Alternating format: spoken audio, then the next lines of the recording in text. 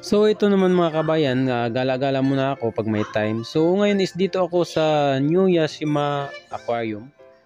So bago to. Hindi ko lang may compare sa dati at sa ngayon kasi ngayon lang ako nakapunta dito. So ito ay matatagpuan sa Yashima Higashi-machi, Takamatsu, Kagawa. So ang pagpunta dito is wala kang sasakyan. So from GR Takamatsu Station, sasakay ka lang ng train patungo sa Yashima Station, at doon sa Yashima Station is merong bus na pupunta dito sa area, dito sa Mount Yashima. So napaganda dito kasi marami silang mga species ng mga isda, over 1,000, at saka dami nilang mga aquariums na maliliit, malalaki, nasa 80 plus ata. So itong nakita ko ngayon is hindi ako masyadong familiar sa mga isda pero ito ay mga freshwater fish mostly from galing Amazon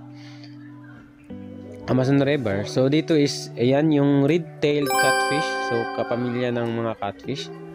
So itong mga malalagay puti itim is klase ng mga pako fish na matatagpuan kadalasan sa South America. So marami pa dito sa loob. Papasok tayo mamaya, makikita natin ng mga klase-klaseng isda. Saka mayroon din sila ditong manatee,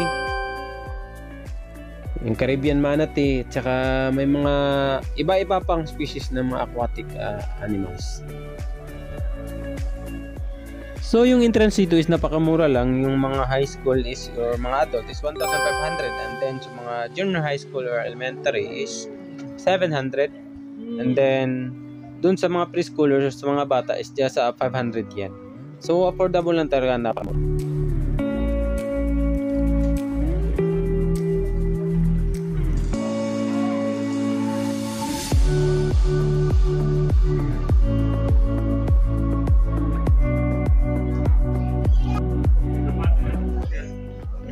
So ngayon, unti-unti akong papasok sa loob. Ayan, may mga maliliit na isda rin na nilalagay nila dito.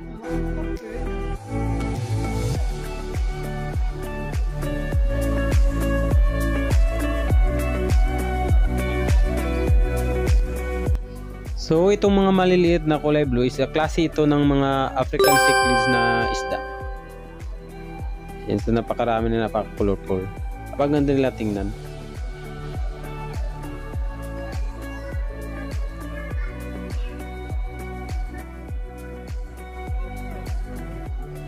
So ito naman is a Sergeant Major fish or pintano. Klase ito ng mga damsel fish. At ito naman is lalaki ito hanggang 22.9 centimeters. We touch, we break, make it seem like we feel the same. We love what we hate. So dito naman is may iba-ibang klaseng isda sa aquarium na to. Itong isa na nanlisik yung mga mata is hindi ako pamilyar sa pangalan ng isda na to, pero ang laki niya. So dito naman is yung nasa bato. Ayan yung nakahiga lang. So parang kapamilya siya ng mga grouper. Yung nasa bato lang palagi na sa sandal. Ang alam ko dito is yung itong may itim na stripe, yung butterfly fish. Ayan, yan yung itim na may stripe. Klase siya ng butterfly fish.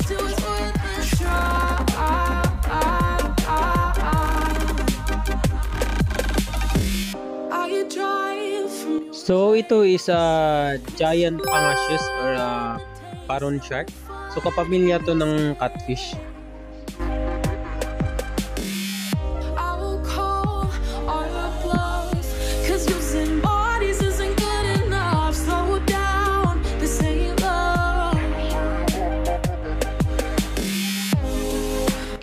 So itong namang isa is napakagandang tingnan. Ito ay klase ng lionfish.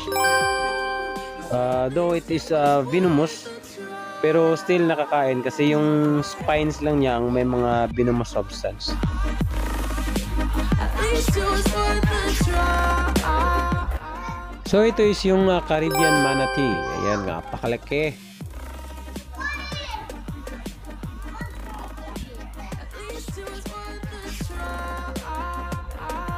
So ito is Baikal seal or nerpa. We keep playing games, can't go separate ways, break up all the same.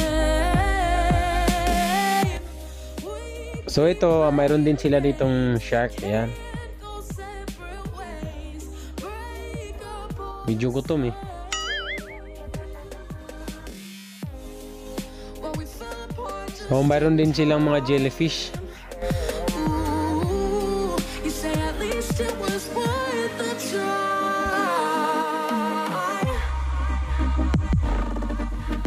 So ito is king crab.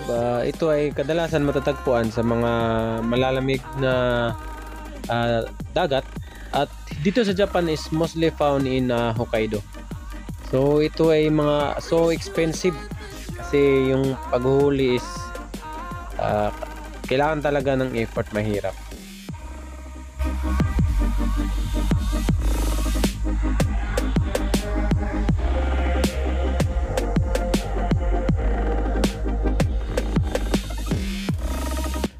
So dito is meron din sila mga penguins. Ayan, nakakatuwang tingnan.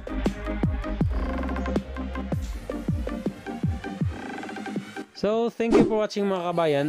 See you on my next video, and if you like this video, please don't forget to subscribe on my channel and click the notification bell para ma-update ka. You will be notified on my next video. Thank you for now. Bye bye. Hey,